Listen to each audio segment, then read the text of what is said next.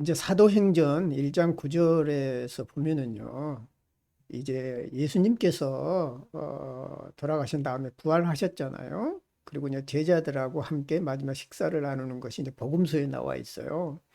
그리고 사도행전은 이제 그 제자들 이후 예수님이 이제 승천하신 이후의 행적을 나타내죠. 그래서 복음서의 후속편으로 이제 볼 수가 있습니다. 그래서 이제 사도행전 1장에 보면은 예수께서 이제 그 사도들이 보는 앞에서 이제 하늘로 올라가시는 그런 모습이 나와요. 그래서 사도들이 보는 앞에서 들려 올라가시니 구름에 쌓여서 보이지 않게 되었다. 이런 이제 말씀이 있지요. 그래서 이제 하늘로 올라갔다. 상승입니다. 상승. 상승과 하강의 주제죠. 그래서 상승과 하강의 목적은 위와 아래의 힘을 통합하는 것입니다. 오래전부터 인류에서 최초부터 상승과 하강의 주제가 있었어요. 왜냐하면 이 세상의 인류와 이 세상의 모든 우주는 하늘로부터 내려왔다 그래서 하강의 주제가 있잖아요. 그리고 인간이 어떻게 또 신하고 만날 것인가, 밧줄 타고 올라갔다 내려갔다 하는 그런 이야기 많잖아요, 동화에서. 이것들이 모두가 상승과 하강의 주제입니다. 그래서 상승과 하강의 목적은 위와 아래의 힘을 통합하는 것입니다. 그래서 이제 여러분들 신전에 그 두 기둥이 있잖아요. 신전에 가면은 큰 기둥이 있잖아요. 그래서 이제 위와 아래를 연결해 주는 역할을 하죠. 하늘과 땅을 연결하는 그런 역할을 하는 거고요. 이제 그 무당집 가면은 솥대가 있잖아요. 솥대에 늘 이제 옛날에는 무당집 가면은 이제 그 높이 막 이제 세우는 그 솥대가 있습니다. 이것은 이제 하늘과 땅을 연결해 주는 그 중재자로서의 그 무당의 역할을 보여주는 거예요. 그것이 이제 절에도 있어요. 그래서 어떤 절에 가면은 절 입구에 이제 아마 내가 기억하기로는 아마 부석사든가 어디 이제 절 입구쯤 보면은 큰 이제 망대 같은 게 세워진 그런 흔적이 있는 절도 있습니다. 바로 그것은 어느 나라나 있는 현상이라는 거죠. 상승과 하강, 그리고 신과 인간, 또 하늘과 땅의 그 연결을 보여주는 역할을 하는 것이죠. 그래서 이제 기독교 영지주의자들은 먼저 하강을 얘기하고 그다음에 오르막을 묘사합니다. 영적인 세계가 물질의 세계로 내려와서 그 영지가 물질에 갇혔다고 보는 것이죠. 하강을 얘기합니다. 그래서 그 물질에 갇힌 영이 해방될 때 비로소 구원이 온다라고 이제 그러니까 하강과 상승을 얘기를 합니다. 복음서도 마찬가지예요. 예수 그리스도께서 하늘에 계신 하늘의 보좌를 버리시고 이 땅에 내려오셨다 그래서 먼저 하강이 이루어져요. 그러니까 영지주의하고 비슷한 개념이죠. 영지주의는 다시 상승을 얘기해서 구원을 얻는다고 그러는데 예수는 그렇지 않아요. 예수는 다시 상승을 해서 또 재림을 한다 해서 또 내려오십니다. 이게 영지주의하고 다른 점이에요. 자, 이제 영지주의하고 유사한 점은 어떤 영적인 것을 강조하고 초월의 세계를 강조하는 면에서는 기독교나 비슷해요. 근데 다른 점은 뭐냐면 다시 재림한다는 거예요, 예수는. 영지주의로서는 생각할 수 없는 일이에요. 왜냐하면 한번 해방된 영이 그 어두운 물질의 세계, 몸의 세계로 내려오면은 다시 속박받기 때문에 그런 재림을 생각하지 않는 것이지요. 근데 예수는 이 물질과 영이 동일하게 중요하기 때문에 이 세상이 동일하게 영적인 세계와 동일하게 중요하기 때문에 다시 내려오신다는 것이죠.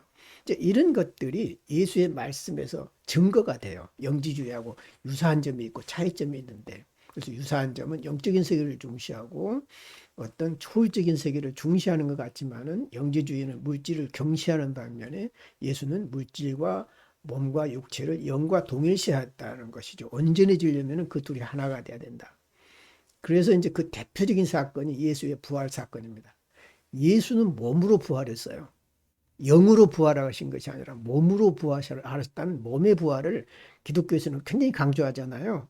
왜 그러냐면 몸이 악하다. 그랬으면 몸으로 부활하지 않죠. 몸이 나쁘다. 이 세상이 나쁘다고 생각했으면 세상에 다시 오시지 않겠죠. 그런데 다시 이 세상에 오시고 몸으로 부활한다는 얘기는 몸이 영과 함께 있어야 온전해진다라고 하는 그런 융의 사상도 바로 이 사상을 따르고 있는 거예요. 기독교의 전통적인 사상을. 바로 이제 이런 것들이 영지주하고 유사한 점도 있지만 차이점도 있는 거예요. 그래서 이제 대표적으로 이제 예수께서 이제 너희가 물과 성령으로 거듭나야 구원받는다 그랬잖아요. 왜 물일까? 그게 이제 그 물이 물질인 거예요. 그래서 물질과 영으로 동시에 거듭나야 된다는 거예요. 어느 하나로만 거듭나는 것이 아니라. 그럴 때 구원이 온다라고 하는 그 대극적인 개념이거든요. 사실은 물과 성령이라고 하는 것은. 그것이 이제 영주주의하고 좀 다른 해석을 하는 거예요. 예수는. 수도 없이 그런 얘기를 해요. 그리고 이제 천국에 대한 비유에서도 뭐냐면 하늘의 세계는 하늘은 너희 안에 있다고 얘기하잖아요. 이런 것들이 육체가 더럽고 무가치한 거라면은 천국이 우리 안에 있지 않겠죠. 이런 것들이 영주주의하고 다른 점이에요. 유사한 점도 많지만은 이런 부분들을 구별해내기가 쉽지는 않지만 이제 계속 보다 보면 이제 뭐가 유사하고 뭐가 다르냐라는 것들을 보게 된다는 것이죠. 그래서 융은 전통적인 영주주의로 융은 알려져 있잖아요. 영주주의자로. 근데 그렇지 않아요. 융은 전통적인 기독교 정신을 따르고 있어요. 분명해요. 그 대극의 합일이라고 하는 것은 육체와 영의 동등한 가치를 인정할 때 융이 말하는 대극의 합일이 일어나지 육체는 어떤 저급하고 영은 어떤 더 거룩한 것으로 생각하는 그런 이원론에 빠져 있다 그러면은 융의 대극의 합일이라고 원리는 나오지 않았을 거예요. 그러니까 융은 영주주의처럼 보이지만 영주주의하고 결별한 사람 어떤 의미에서 보면 오히려 기독교 쪽에 가깝다. 제가 공부를 계속하면서 이제 최근에 정리한 내용들입니다. 이런 내용들을 그동안 공부를 우리가 못 해왔잖아요. 그러면서 이제 계속 공부하면서 융과 기독교의 관계, 또 융과 영주주의 관계, 기독교와 영주주의 관계를 이제 정리를 해보니까 이제 바로 그런 얘기가 되는 거죠. 그래서 이제 그리스 교부 중에 한 명인 성 바실은 그리스도의 성육신을 다음과 같이 설명합니다.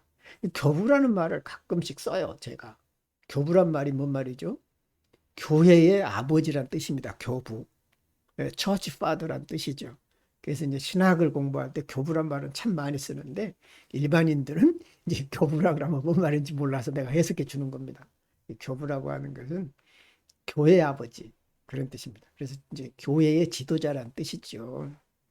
그래서 이제 교부 중에 한 명인 성 바실이 성육신을 이제 이렇게 얘기하죠. 그는 하늘을 뚫지 아니하시고 그 비밀을 나타내지 아니하시고 오직 양털에 내리는 비같이 은밀히 땅에 내려졌다. 그리스도의 하강, 성육신, 인카네이션을 얘기하는 것이죠.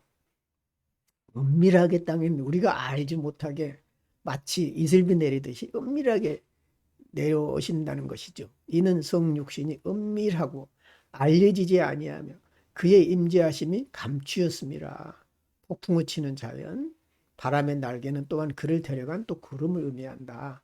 하강과 상승에 대해서 얘기를 이제 하는 겁니다. 예수께서 재림을 해서 이 땅에 오신다면 사람들이 다 알게 화려하게 오실까요? 아니면 이처럼 은밀하게 오실까요?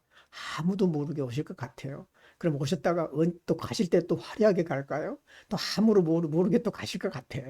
그러니까 어차피 여러분이나 나는 예수가 언제 오신지, 언제 가신지 몰라. 그러니까 막 이를 앙당 물고 막 예수를 영접하려고 대린 예수를 영접하기 위해서 바둥바둥거리면서 붙잡을 필요가 없는 거예요. 어차피 모르니까. 이해가시죠? 그러니까 사람들이 얘기하는 그런 이상한 교리에 빠져가지고 매달릴 필요가 없는 거예요. 이런 그 성서적인 증언들이 있거든. 물론 이제 하늘로 올라가시는 것을 이제 초대교회 제자들은 봤지만 이제 그 후 사람들은 이제 이런 장면을 보게 될지 모른다는 것이죠. 재미난 얘기를 하는 겁니다.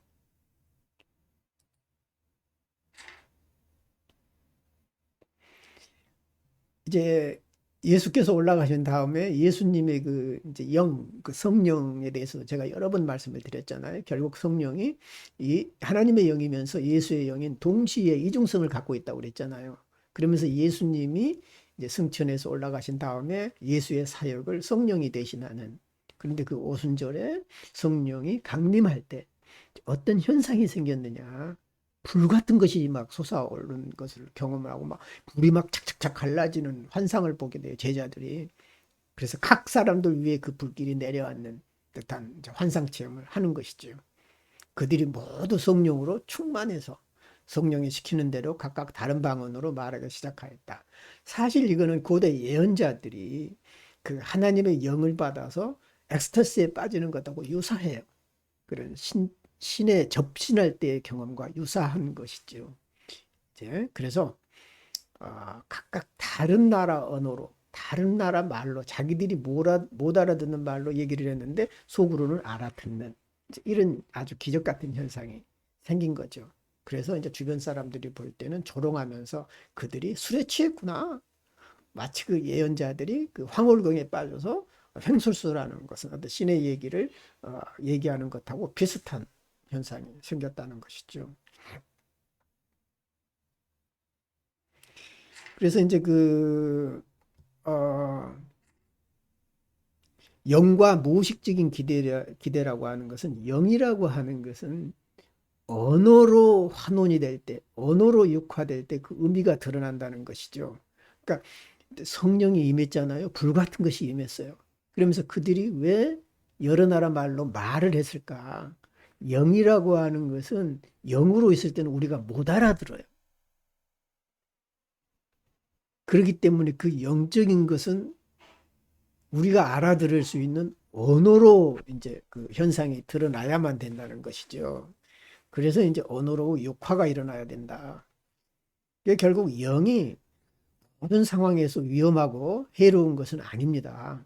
그것들은 아이디어나, 즉 언어를 대변할 때 그 아이디어가 언어로 나오죠. 즉 언어로 번역이 될 때 영이라고 하는 것은 유익한 효과를 가질 수가 있는 것입니다. 그런데 문제는 뭐냐면 그 영적인 것을 인간의 언어로 100% 표현을 못한다는 데 문제가 있는 것입니다. 그걸 어떻게 설명을 하겠어요? 그러니까 그 영적인 사람들, 영적인 영역을 추구하고 좋아하는 사람들은 말이 필요 없는 것이죠. 그러면서 이제 계속 어떤 교회는 막 방언으로만 막 얘기하는 교회들도 있어요. 그러니까 나는 못 알아듣겠는데 자기들끼리는 알아듣나 봐. 그래가지고 막 쌀라쌀라쌀라쌀라 하면서 막 그냥 얘기를 하는데, 이거 황당하기도 하고. 어떤 교회는 그 내가 이제 일요일 날 또 이제 이런 교회 그 방송으로 보여주는 데 있잖아요. 갑자기 설교를 하다가 막 샬라샬라 하는 교회들이 있더라고요. 그래서 저게 뭐지? 그런데 이게 이제 방언으로 얘기하는 것이겠죠. 음, 뭐 그런 현상을 뭐 좋다 나쁘다, 뭐 진실이다 아니다라고 평가할 수는 없어요. 그 나름대로의 교회 나름대로의 전통이 있고 또 그걸 중시하는 또 교회도 있기 때문에 뭐라고 말할 수는 없지만, 여기서 말하는 언어라고 하는 것은 일단 이성을 상징해요. 어떤 영적인 것이 그 이성적인 판단을 할 수 있을 때 비록 그 영이 이성에 제한되긴 하지만 그래도 이해 가능한 형태가 되고 또 그 영적인 것을 판단할 수 있는 또 소지가 된다는 것입니다. 항상 영적인 것이 유익한 게 아니거든요. 굉장히 영적인 것은 위험한 겁니다, 사실은. 위험한 거예요. 유익한 것도 있지만 위험하기 때문에 그 위험하냐 위험하지 않느냐라는 판단은 우리의 이성한테 달려 있다는 것이죠. 이성이 항상 또 잘하는 건 아니겠지만. 그래서 여기서 이제 방언을 한 것이 예수의 성령이 언어로 이제 육화된 사건이다, 이렇게 얘기하는 것이죠. 그래서 이제 집단 무의식의 내용이 의사소통 가능한 언어로 변환되는 잘 알려진 예는 바로 이 오순절 성령의 체험이다, 그런 얘기입니다. 이걸 구경하는 사람들의 관점에서 보면 사도들은 황홀한 도취 상태에 있었습니다. 이 사람들이 새 포도주에 취했구나, 이런 얘기를 할 정도였죠. 그러나 그들이 초월적 상태에 있을 때야 비로소 사람들의 무의식적인 기대를 표현하고 놀라운 속도로 로마 제국 전체에 퍼진 새로운 가르침을 전하게 되었습니다. 이게 바로 이제 영적인 힘인 거예요. 그러니까 이성적인 힘은 이런 죽음을 각오하고 그리스도를 전파하지 못해요. 이런 어떤 영적인 것을, 강인한 것을 경험하게 되면 어쩌면은 그 삶과 죽음을 초월하는, 그 넘어서는 힘이 그 영적인 데서 나올 수 있다는 겁니다. 그렇기 때문에 로마의 그 압제에도 불구하고 그 그리스도의 그 복음이 널리 퍼져갈 수 있었다는 것은 바로 그런 영적인 힘, 일종의 열정 같은 게 있었다. 그래서 그 영적인 것에 대해서 너무 폄하하지 마라. 나쁘다고 얘기하지 마라. 그러나 동시에 위험하기 때문에 어떤 이성적인 그런 판단도 굉장히 중요하다. 그것은 언어로 묘사가 되고 언어로 표현이 돼야 된다는 것이죠. 이제 이런 부분들 우리가 이제 상담할 때도 이제 몸으로 다 알겠지만 상담 오래 한 사람들은 몸으로 말하려 그래요. 그리고 심지어는 어떤 상담 그 그룹에서나 학교에서는 언어가 필요 없다고까지 말을 해요. 뭐 미술 치료나 노래 치료하는 데서는 많이 그런 얘기를 하죠. 그렇지 않아요. 이 해석이 굉장히 중요할 때가 있어요. 왜냐하면 해석 자체가 치료거든요. 그러니까 해석을 안 해도 치료자가 해석할 수 있는 능력이 있으면 치료가 되는 거예요. 놀라운 현상입니다. 왜냐하면 내담자는 그 치료자가 해석의 능력이 있는지 없는지를 알아요. 굳이 해석을 안 해줘도 해석의 능력이 있는 치료자와 없는 치료자는 나오는 언어가 다르고 느낌이 다르고 공감 능력이 다른 거예요. 그렇기 때문에 해석을 다 겉으로 안 하더라도 해석 능력을 갖는다라고 하는 것은 굉장히 중요한 것입니다. 아주 중요해요. 아주. 그래서 우리는 그 상담 현장에서 다 얘기 못 해요. 그렇지만 우리가 분명한 해석 능력을 가지고 있으면 내담자는 그거를 알고 그것을 깨닫고 이제 서로 공감대가 형성된다는 것이죠. 그래서 그러니까 공부하는 거예요. 계속 죽을 때까지 공부하는 거예요.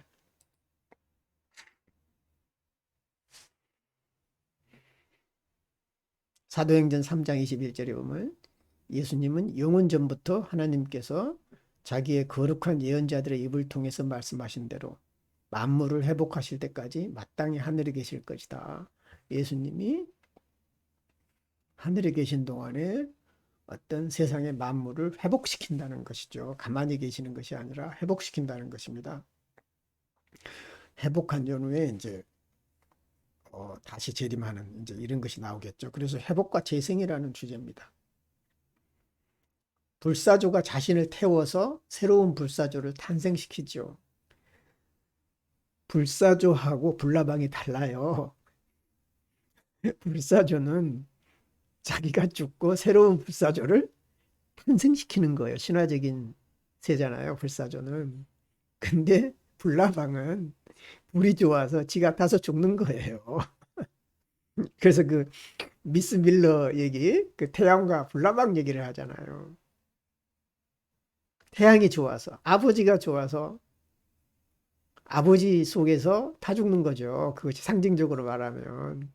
근친상간의 욕망을 버리지 못하고 자기의 진실한 내면의 어떤 영혼을 못 만나잖아요. 따로 놀잖아요. 아니무스하고. 아니무스는 참 훌륭한 치완토필이라고 하는 정말 멋진 남성인데도 불구하고 연결이 없어요. 그래서 결국은 그 불나방의 운명을 갈 수밖에 없는 그것을 이제 융은 간파를 합니다. 그래서 결국은 미스 밀러가 자살할 수밖에 없다는 것을 이미 융은 간파를 하죠. 정말 무서운 일이에요. 어떤 그런 이제 미스 밀러가 쓴 하나의 시를 가지고 그 사람의 앞날을 판단했다라고 하는 것은 아니 이런 이런 샤먼도 없는 거예요. 사실 정말 왕박수무당이야. 왕박수무당. 어떻게 보면 이제 그런 것으로 이제 정확하게 진단을 하고 판단을 했다라고 하는 것은 정말 환상을 해석하고 그 환상의 세계에 들어가서 공유할 수 있는 능력이 없으면 도저히 할 수 없는 천재들만이 사실은 할 수 있는 것이죠. 그래서 그리스도의 자기 희생에 해당이 된다. 자기를 태우는 거는. 그래서 예수도 불사조처럼 자기 자신을 죽이고 새로운 그리스도를 탄생시키는 거예요. 사실은. 음? 그래서 이제 우리 사회에는 수많은 작은 예수들이 있는 것이죠. 그 예수의 죽음으로 말미암아서. 그래서 죄는 묻힌 몸에 기적적인 갱신은 부활에 해당합니다. 그 과정은 영혼과 재생의 땅으로의 여행을 의미합니다. 그래서 시간의 끝에 모든 것이 구속주에 의해서 원래 상태로 회복될 것입니다. 그래서 마태복음에 보면 엘리야가 진실로 먼저 와서 만물을 회복하리라는 유대교의 오랜 전통이 이미 있었습니다. 이제 회복이 주제죠. 고린도서에서도 아담 안에서 모든 사람이 죽은 것 같이 그리스도 안에서 모든 사람이 새로운 삶을 얻으리라. 그래서 그리스도를 제2의 아담이라 이렇게 부르는 것이죠.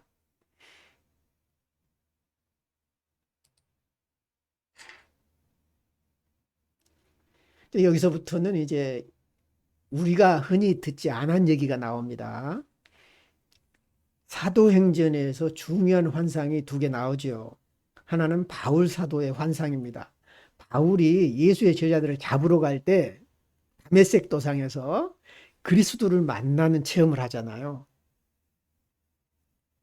그래서 변화가 돼서 이제 사울이 바울이 돼가지고 이제 예수의 제자가 돼서 아주 이제 유명한 그 이제 전도자가 되는 것이죠. 그러면서 이제 성경에 뭐 3분의 1 이상을 바울이 쓸 정도로 기독교의 창시자라 할 정도로 이제 위대한 인물이 되죠. 그 환상 체험 때문에 그래요. 바울의 환상 체험. 그 다음에 이제 베드로의 환상 체험이 나오잖아요. 그 하늘에서 막 이상한 동물이 내려오는데 그걸 잡아먹으라 그러니까. 유대인들은 돼지고기도 안 먹는데 이상한 괴물 같은 거 잡아먹으라니까 되겠어요. 난 저런 더러운 걸 못 먹습니다. 그러니까 내가 잡아먹으라는데 네가 왜 안 된다는 것이냐. 그러면서 이제 그런 그 환상의 내용은 이방인을 가리킨다는 것이죠. 이방인은 더럽고 추하고 깨끗하지 못해서 식사도 같이 안 하고 상대도 안 했던 유대인들에게 그 이방인들과 어울려서 그리스도의 복음을 나누라라고 하는 상징적인 얘기인데 그런 환상을 이제 베드로가 체험한 다음에 이방인에 대한 마음이 열리거든요.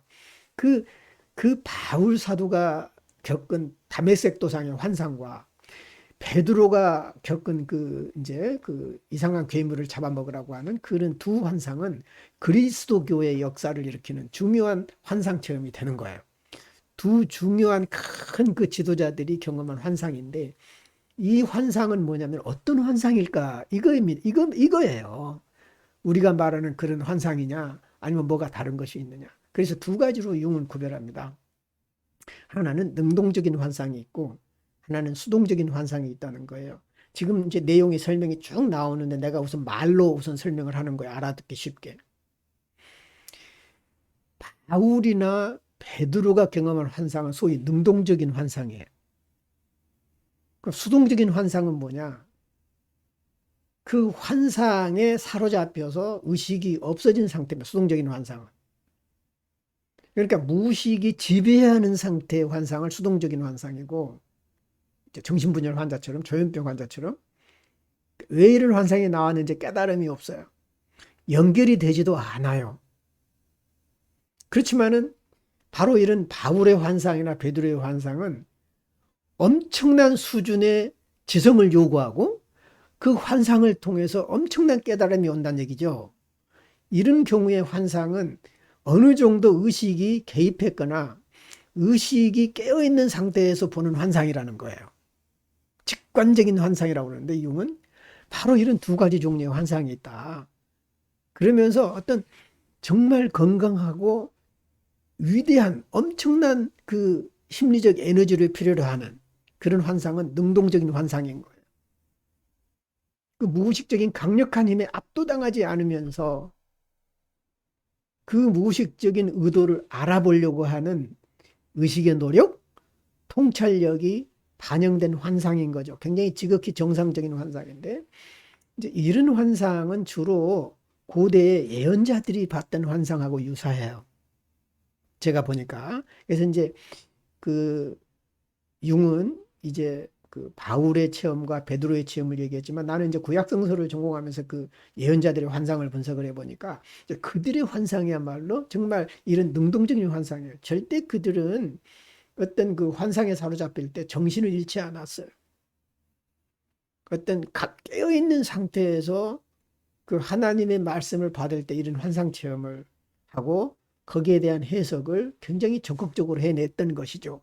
그러면서 그것들을 예언의 말씀으로 소화시켜서 이제 사람들한테 전달했던 이제 그런 일을 구약의 예언자들이 하거든요.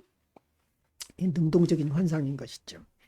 이 정도 얘기했으면 이제 여러분들이 이제 다음 얘기를 할 때 많이 이해를 하게 되고 잘 이해할 겁니다. 이거는 이제 그동안에 책에 잘 안 나왔던 얘기죠.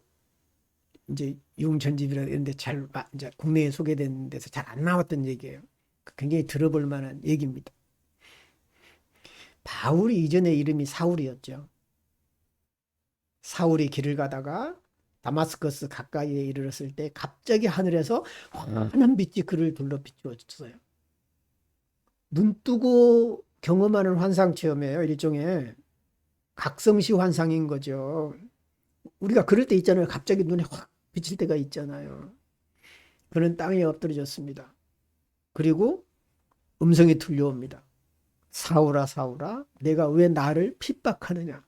예수 그리스도의 말씀이 들린 것이죠. 그러면서 이제 꼬꾸라지는 거예요.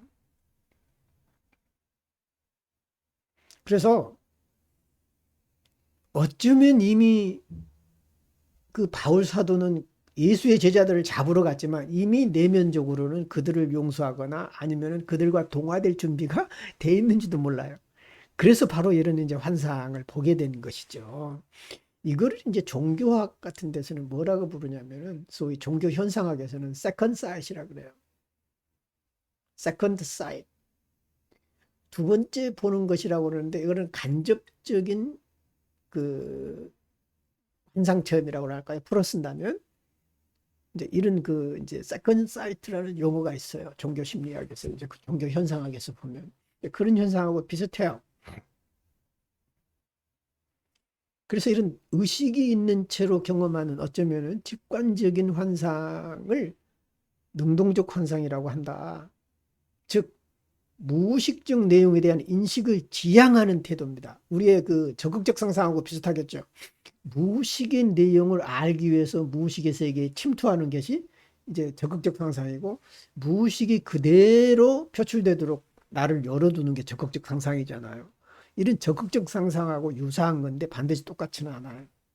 그 결과 리비도가 무의식에서 나오는 모든 요소를 즉시 투자하고 평행 소재와 결합하여 시각적 형태로 명확하게 초점을 맞춥니다.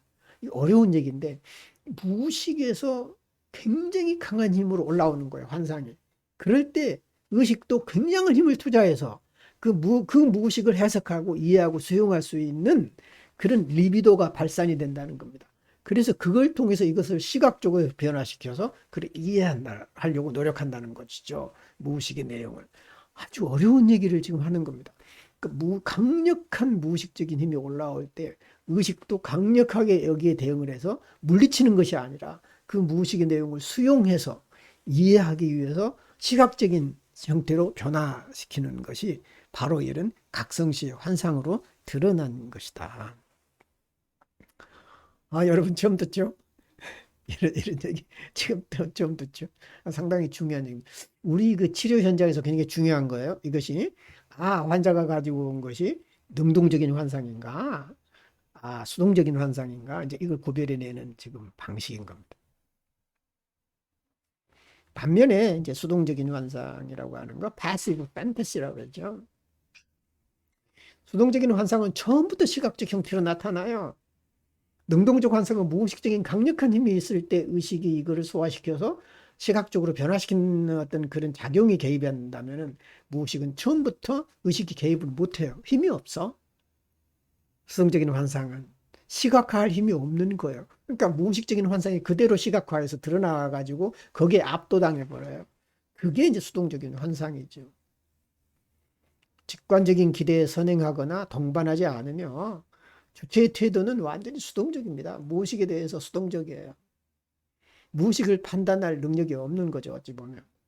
그것들은 의식적인 통제로부터 에너지가 철수해버리는, 후퇴해버리는 상태고 이에 상응하는 무의식적 물질의 활성화를 전제로 하기 때문에 정신이 해리 상태에 있는 거다. 분열의 전 단계인 이제 해리 상태에 있는 것이라는 것이죠. 어떤 자기 주관성이 없는 이제 이런 상태에 빠져 있는 것이죠. 이제 이렇게 본다면 바울이 본 그 환상, 상상, 이제 그 비전은 비록 의식적인 통찰력을 벗어나기는 했지만 의식이 완전히 통제하지는 없죠. 물론 했지만 무의식적으로 그가 이미 기독교인이라는 점에서 또 기독교에 대한 열린 마음이 이미 무의식적으로 있다고 보는 거예요. 그런 면에서 굉장히 능동적인 환상에 해당한다고 본 겁니다.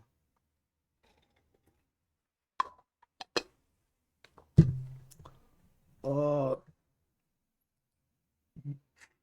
융은 굉장히 기독교인이에요. 참 기독교인이에요. 내가 볼 때는. 근데 이제 보통 사람들이 얘기하는 교리적으로 설명을 안 하니까 이제 싫어하는 거죠. 사람들은 그걸 싫어하는 건데 내가 볼 때는 정말 기독교인이에요. 그래서 나는 융을 참 좋아합니다. 굉장히 깊어요. 그리고 기독교 전통과 굉장히 잘 맞고요. 그래서 수동적인 환상은 항상 의식에 반대되는 무의식적인 과정의 기원을 두고 있지만 의식적 태도와 거의 같은 양의 에너지가 투입되어 의식적 태도의 저항을 무력화시킬 수 있습니다. 그러니까 결국은 의식이 힘이 없어요. 무의식을 소화할 능력이 없다는 것이죠. 그러니까 의식이 무의식에 대해서 저항하지만 그것을 물리쳐 버린다는 거죠. 그 저항을 무력화시켜 버린다는 것이죠. 무의식이. 반면에 능동적인 환상은 이러한 무의식적 과정 때문이 아니라 밝은 톤의 무의식적 컴플렉스 힌트나 단편을 동화한다. 밝은 톤이다, 사실은. 우리가 환상을 보면은요, 느낌이 밝은 것이 있고요.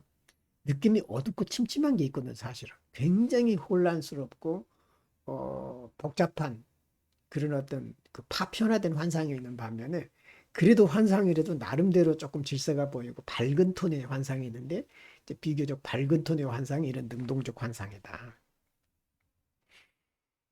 그래서 이제 명확하게 시각적인 형태로 종교화시키려고 하는 것이 의식적인 성향에 있어요, 바로.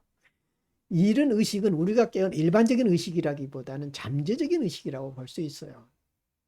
우리가 생각하는 의식과는 다른 것이죠. 이미 환상 상태에 있으면 의식의 기능은 약화되는 거예요. 이제 고대 예언자들이 이제 하나님의 말씀, 신탁을 받을 때는 사실은 제정신이 아니에요. 어떤 그 하나님의 힘에 압도당해서, 영에 압도당해서 거의 의식은 제로 상태에 가까워지는 거예요. 그렇지만 그 의식이 없어지는 건 아니죠. 그거는 모든 종교인들이 그래요. 무당도 그래요. 무당들이 신을 받을 때 공수를 한다 그래요. 공수. 무당의 용어로서는. 그 공수를 체험할 때 신이 임할 때 자기가 능동적으로 신을 영접하지 못하면 그 무당은 쓰러져요. 죽어요. 심지어는 그 무당은 병에 걸리거나 온몸이 아프거나 힘들어서 못해요. 그러니까 그 신을 능동적으로 수용한 무당은 살아남아요. 그리고 그 자기들이 믿는 신의 얘기를 해. 어쩌면 신과 무당의 합작품인 것이죠. 신의 얘기로 하지만 이제 그런 현상들이 이제 고대 예언자들에게도 있었다는 것이죠. 이런 현상을 이제 정신분석적으로 설명을 하면 비혼이 바로 이런 현상을 얘기를 해요. 레브리 상태가 바로 그런 상태예요. 그 레브리 상태, 무아 상태, 몽상 상태라고 그러죠. 아이가 엄마한테 요구하는 것을 엄마가 도저히 차릴 수가 없을 때가 있어요. 대부분 아이는 무의식적으로 접근해요, 엄마한테. 엄마는 이성과 의식으로 무장이 됐어요, 성인들은. 그리고 아이는 본능적이고 동물적이고 무의식적이에요. 그러면 무의식이 의식에게 요구하는 걸 의식은 알아차릴 수가 없어요.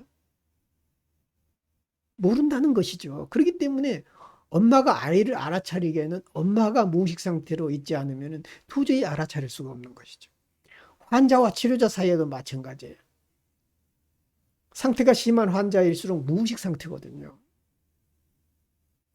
그러면 그 무의식을 의식으로 이해하려고 그러면 안 돼요. 치료자가 무의식 상태로 내려가서 하강을 해서 그 상태에 머무르면서 소위 의식을 최소화시키는 거죠, 치료자가. 정신 똑바로 차리고 있으면 안 된다는 거예요. 비몽사몽간에 머물러야 된다는 거예요, 일시적으로. 굉장히 어려운 얘기죠. 인지치료에서는 말도 안 되는 얘기를 할 거예요. 정신 똑바로 차리고 이것을 개념화시키고 명료화시키라고 막 가르치지. 야, 이거를 무의식 상태에서 제정신 아닌 상태로 머무르라니 말도 안 되는 얘기를 하는 거예요. 정말 말도 안 되는 거예요. 이런 거죠. 그게 이제 레브리 상태로 설명을 하거든요. 한동안 레브리 상태에서 엄마가 아이의 무의식의 세계에 동참할 때 그야말로 공감대를 이루게 되고, 이제 엄마가 가지고 있는 그 소화 능력인 그 알파 기능을 아이가 수용하고 전수받을 때 점점점 아이가 의식화돼서 이제 의식의 세계로 올라오는 그 과정을 설명해 주거든요. 이런 것들이 바로 이제 능동적인 환상과 비슷한 현상이다. 오늘 지금 정신분석에서 핵심되는 얘기를 막 짧은 시간에 막 지금 토해내듯이 해버리니까, 이제 새로 오신 분들은 아마 갑자기 이게 뭐냐 하고 막 정신이 헷갈릴 것 같아요. 아마 이제 이런 얘기를 이제 끝나고 나서 토론할 때 또 얘기를 하시기 바랍니다.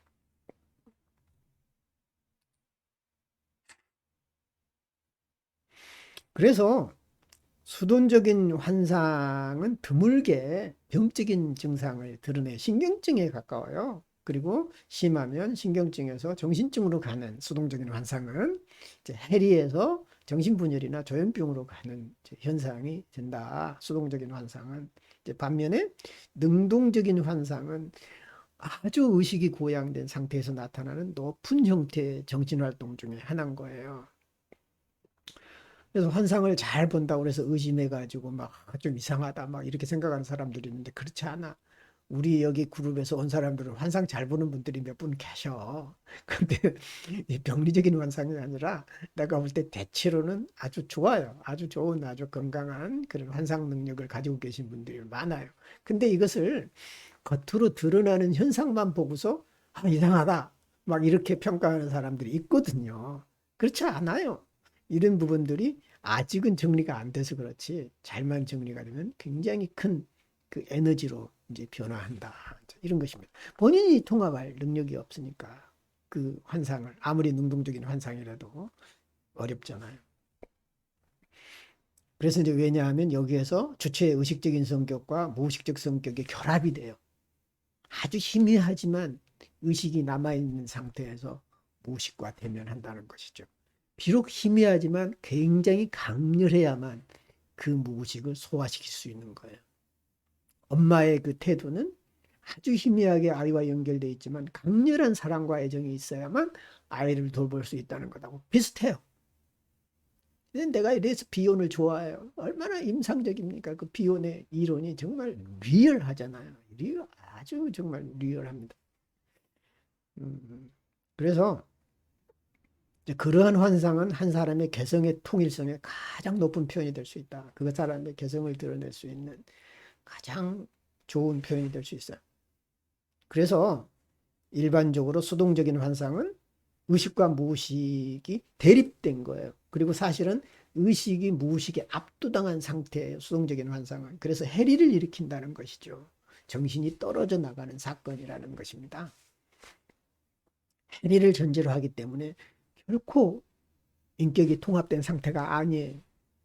그런 상태에서 의식으로 진입한 환상은 주로 무의식적인 그 인격의 성향을 가지고 무의식적인 특성을 가진다. 무의식 상태에 있다는 것이죠. 따라서 수동적인 환상은 항상 의식적인 비판이 필요합니다. 반면에 보상적인 무의식적인 과정의 산물인 능동적인 환상은 이해 정도에 따라서 비판을 필요로 하지 않습니다. 상당히 높은 지성을 요구할 수도 있다는 것이죠.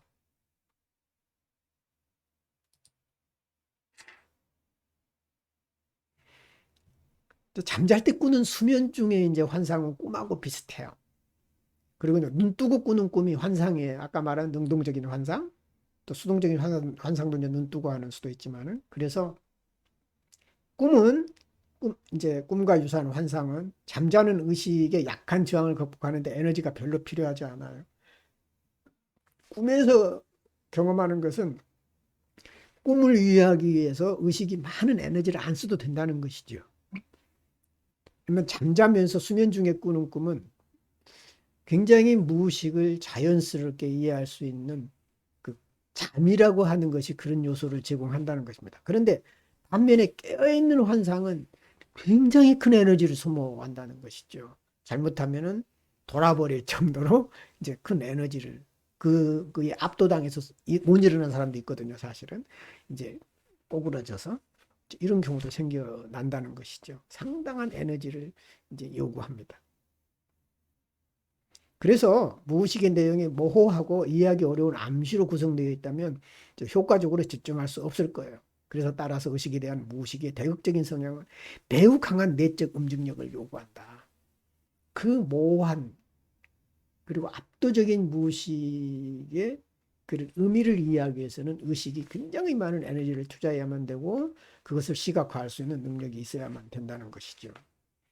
그래서 사도 바울의 다메섹 환상은 일종의 깨어있는 환상으로서 매우 강렬하고 구체적입니다. 베드로의 환상을 내가 얘기했죠. 배가 고파서 베드로가 배가 고파서 뭘 먹고 싶었어요. 이게 이제 그 환상을 보게 된 계기가 되는 것이죠. 그래서 이제 사람들이 음식을 장만하는 동안에 이제 무아지경으로 빠져들어갔는데 하늘이 열리고 큰 보자기 같은 그릇이 내 기퉁에 끈이 달려서 땅으로 내려왔는데 그 속에는 네 발 달린 온갖 짐승들과 땅에 기어다니는 것과 공중의 새들이 골고루 들어있었는데 그때 베드로야 일어나서 잡아먹어라 라는 음성이 들려옵니다. 베드로가 절대 그럴 수 없습니다. 저는 속되고 부정한 것을 한 번도 먹은 일이 없습니다. 그러니까 다시 두 번째로 음성이 나타나서 하나님께서 깨끗하게 한 것은 네가 속되다고 하지 마라. 이런 일이 세 번이나 반복이 돼요. 특이하죠. 처음에 못 알아내니까 다시 나오고 우리 꿈이 여러 번 반복되듯이 또 다시 나오고 또 다시 나와서 이제 결국은 이제 세 분이 있은 다음에 그릇은 하늘로 올라갔다. 이런 환상을 보게 되는 것입니다. 놀라운 환상이죠.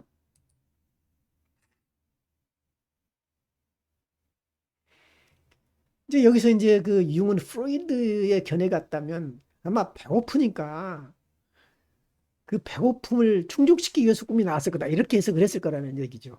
그러나 그 의미는 전혀 다른 거다라는 것이요. 배고픔하고 전혀 상관없는 얘기라는 것입니다. 그 배고픔의 주제를 가지고 왔지만 의미는 배고픔하고 전혀 상관이 없다. 이제 그런 뜻으로 해석을 해야 이제 된다는 것이죠. 그래서 환상의 잠재된 의미를 생각을 해봐야 된다. 이런 얘기를 이제 쭉 합니다. 그래서 그 밑에 보면은 살아있는 현상으로서의 꿈과 환상은 항상 중요한 과정의 연속성과 불가분의 관계에 있으며 따라서 진화된 것일 뿐만이 아니라 지속적으로 진화하고 창조적인 것이다. 능동적인 환상은 굉장히 창조적이고 그 환상에서 머무른 것이 아니라 새로운 것을 만들어낸다는 것입니다. 항상 그 이후에 그 고도의 어떤 지성을 요구하는 그런 과정을 거쳐서 새로움이 나타나는 변화의 과정이 수반된다는 것이죠. 수동적인 환상은 그렇지 거의 그런 현상이 없다는 거예요.